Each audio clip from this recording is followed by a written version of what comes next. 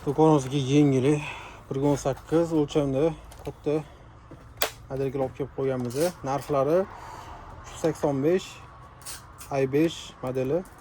Ikki xil rangi bor, oq qora rangi bor. O'yinchog'imizdan 4 tishli kapot bagaj ochiladi. O'zi mana shunday puchkalar chiqadi.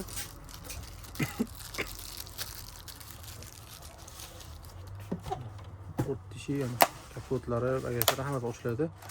Ranglari ham ko'p turgan edi. Zo'r chiqqan. Do'konimiz sal qorong'i bo'lgan hisobiga ular ko'rinmayapti, lekin o'zi oldindan ko'rsa ancha sifati zo'r ishlangan ekan. Motorlari ham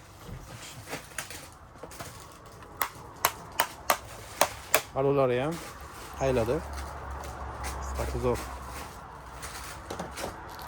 O'yinchog'imiz narxi 385 ming. Kattali olsayamadi, ovoz chiqarmaydi. Ofis qo'yib qo'ygan varianti. Mana bunda qora rangi ham bor. Bo'ladi. Sifati zo'r.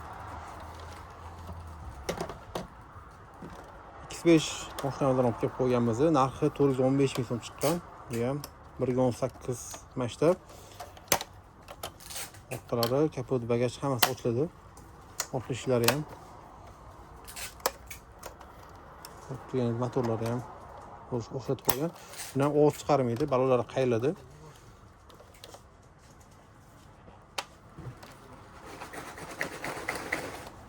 Eshiklari ham ochiladi.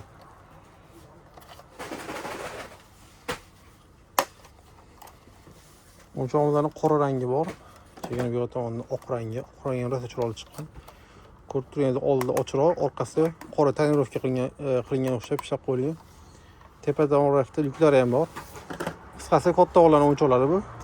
Bu rangi ham chiroyli chiqqan. Narxi 415 ming so'mdan.